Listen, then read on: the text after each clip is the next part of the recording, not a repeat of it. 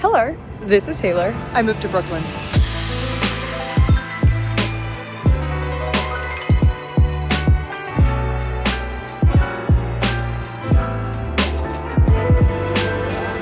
I moved to Brooklyn. Oh, big news. Yeah, no, I actually probably could have announced that in a more climatic way, but here we are. It's also fall in New York, baby. Ooh, ooh. All right, I'm just gonna come out and say it though. I've said this before, and I stick with it. I actually don't love the fall the way I feel like a lot of others do. As much as I love the changing colors and especially how all out New York goes for the fall when it comes to Halloween decorations and all that good stuff, it's just like winter light. Like, I'm still cold, but that's okay. It's very pretty. I can still walk around comfortably. So for that, I'm happy. And I like cooking squash and all that good stuff. So anyways, we've been talking shop for a while between the business videos and the self-development and the personal finance. You know, we're still having fun in those videos, but I wanted to make a vlog. And since there's a lot of new people here since my last vlog, I thought I'd introduce myself. My name is Taylor. I'm 28. I'm from Southern California, but I've been living here in New York City for the last 4.5 years. It's a while. I am a former corporate girl turned full-time YouTuber. And then I have a bunch of fun facts, but I'm not gonna just rattle off my fun facts here. Yeah, that's a good little intro for now. Okay, now I'll show you the decorations.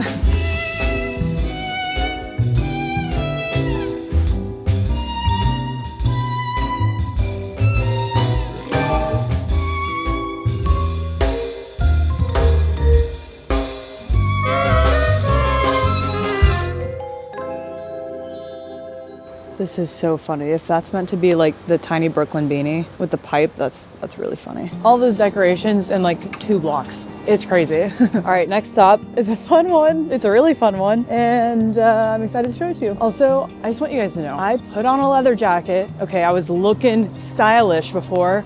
And then, you know, I always revert to the puff. More comfy. It is. Sorry.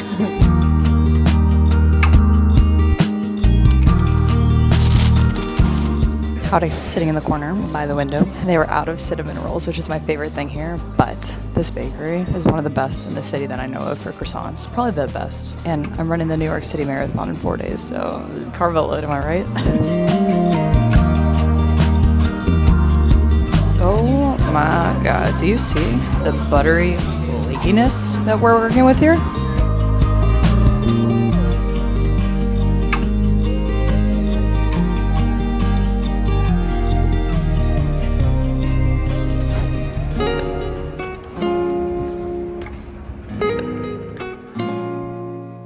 All right, let me show you why Brooklyn's a cool view.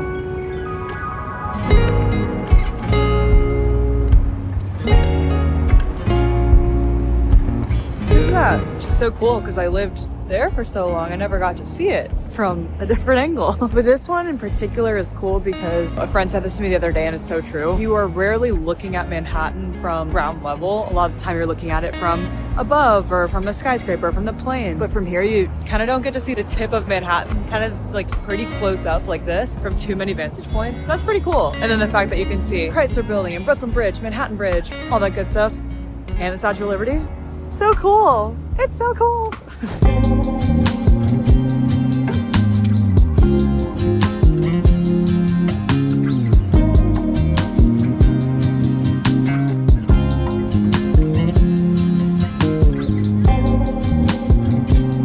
This is the cinema where I came and saw One Battle After Another a couple weeks ago, and it was so fun. Okay, so that movie is polarizing. Some people hate it.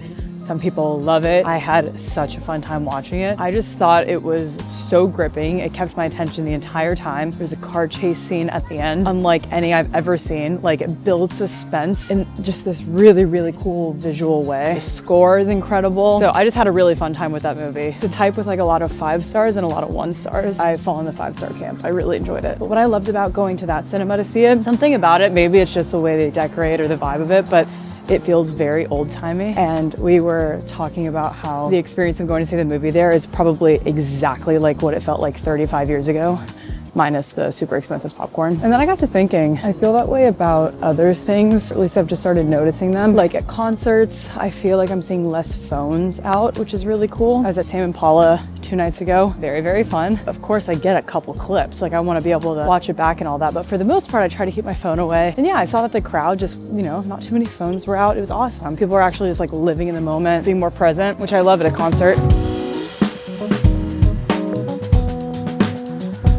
Hello. Can I do a hot chamomile, please? Thank you. All right, pretty funny thing just happened. So I just thought that storefront was really cute, so I had to go check it out. And I opened the door to go inside because I could have ordered at the window, but I was like, I'm gonna go inside, see what it's all about. And then there's just a few people in there and they're all kind of looking at me. And I said, hi. How's it going? Ow, this is way too hot to hold. Anyway, turns out that it was the owner's family in there and they just opened today, soft opened, so they don't have full service inside yet, just the window service. So I just kind of barge in and have a little combo with them, but they were really sweet. And today's their opening day, so I went outside and I got a tea. I should go give them the feedback that this is too hot to hold. Also, we are pretty deep in Brooklyn now. So we started in Brooklyn Heights, walked down to Cobble Hill, and now we're in Carroll Gardens. There's schools everywhere.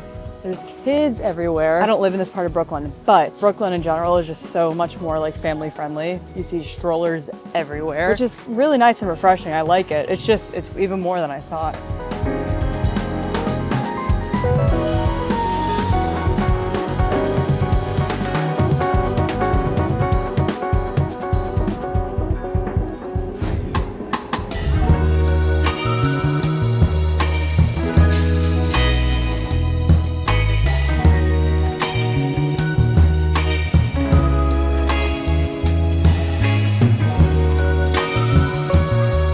This Trader Joe's used to be a bank.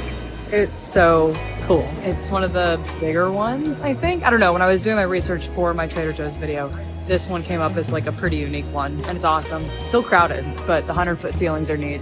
All right, I normally don't buy stuff like this, but my dad is coming this weekend for the marathon, and I know he will love these. And I want some too. That's pretty cool.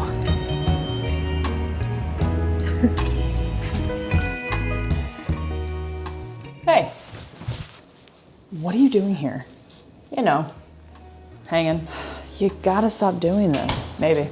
So, change the subject. You're into personal finance, right? You know it, girlfriend. So tell me why my money's just sitting in a checking account doing nothing. Yeah, that was me for a long time too. Receipts in my old videos. I had my investing and budgeting pretty dialed, but for some reason, I just had my liquid cash parked in a non-interest generating account for the longest time. Yeah, same. So what should I do? Well, there are a lot of options, but a really great one is Wealthfront's high yield cash account. Oh, really? What kind of interest could I get there? Really great interest. They offer 3.5% APY on uninvested cash through program banks as of this past summer. And there's no minimum balance to earn that base APY. That's really good. Yeah, it's solid. And there are no monthly fees either. Wow. Yeah, this stuff has been more top of mind for me recently. I just want to make sure I'm maximizing my money where I can, you know? Totally, that's my whole MO. Proud of you for thinking about this. Thanks, you too. Send me your link, will you? Yes, ma'am. And right now you can earn an extra 0.65% APY for 3 months on up to $150,000 for a total of 4.15% variable APY when you open your first cash account using my link in the description. Cozy compound interest season. This is a paid endorsement for Wealthfront. It may not reflect the experience of other clients, and similar outcomes are not guaranteed. Wealthfront Brokerage is not a bank. Rate is subject to change. Promo terms and conditions apply. For more information, see the description. Let's go on a run. So it started raining since we were out last, and things are pretty wet. So I'm wearing my old running shoes, which is probably not advised before the marathon. Nothing to say. Just doing a quick, not quick, an easy 3 miles.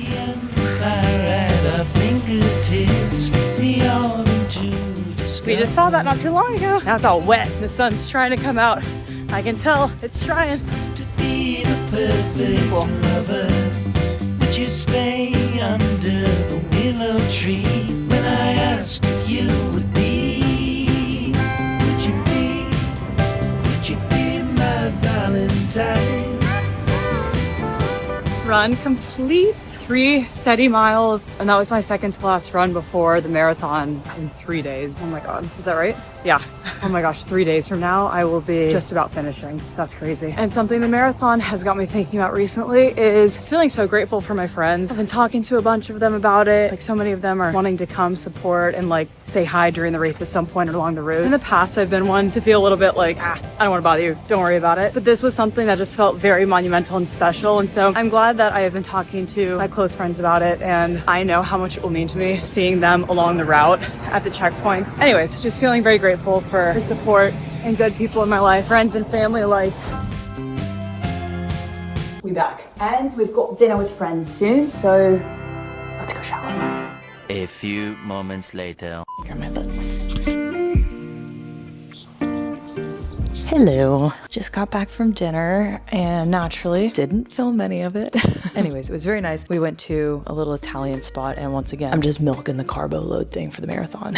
It was really, really nice. I was with a very, very funny group of people, one of whom is also running the marathon on Sunday and he's run a whole bunch of them before. So he had some really good tips actually, including but not limited to, you are supposed to carbo load for several days before the marathon and then the night before the marathon, actually don't carbo load. You just eat something that's really easy on your stomach, so like chicken and rice, which I guess intuitively makes sense, but I thought you were supposed to carbo load up until the race itself. Anyways, thought I would tell you guys about the books I'm reading really quickly, but one in particular that I just finished and that I think will have applicable and fun reflections to talk about really quickly. But first, what I'm reading right now, Pachinko. So many people rave about this book. It was turned into a series, right? Yeah, I think it was. But anyways, it's about multi-generational poor immigrant family that goes from Korea to Japan and just all of the things that they endure. I don't know, I'm only 100 pages in, so I can't tell you a ton more right now, but I am enjoying it. But the book that I just finished, which I'm sure a lot of my fellow New Yorkers have read, is Just Kids by Patti Smith. It's a memoir. It's Patti Smith's memoir, and she talks about her up and coming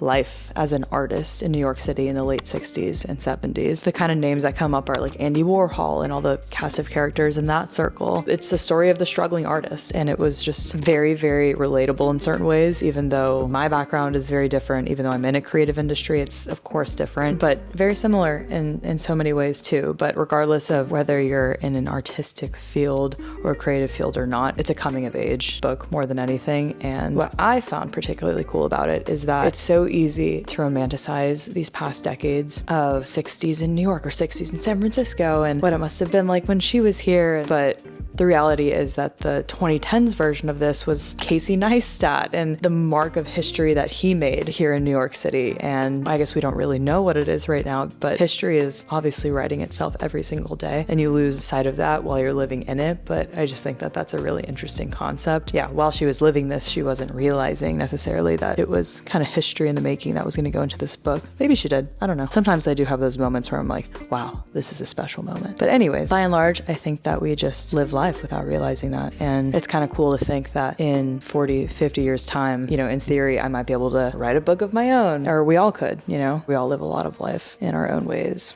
So I hope, does that make sense? I think it makes sense. But really enjoy this. I think that people in artistic, creative fields and New Yorkers especially will love this. I mean, she was just freaking name dropping the streets that I live on. She talks about Tompkins Square Park and in every corner of New York that I'm also very, very familiar with. So it's cool to watch movies and read books where you just know the streets that they're and the places that they talk about. So anyways, highly recommend. I will link both of these books in the description. Sorry I couldn't tell you more about Pachinko yet, but I'll do more of a review when I finish. Anywho, I hope you guys had a fun, cozy afternoon here in Brooklyn with me. More to come. Official apartment tour to come soon. I'm just getting all my furniture in here. You can't see from there, but it's making its way in. Please check to see if you're subscribed, and if you're not, I would really appreciate if you did, and hit the thumbs up if you enjoyed this video. It helps my channel a lot. I would really appreciate it. And until next time, Turtle out. I love this big guy. I've been seeing more of those around this year. Kind of cool. They're like 8 feet tall. Creepy. Oh my God. Good night. Going to bed.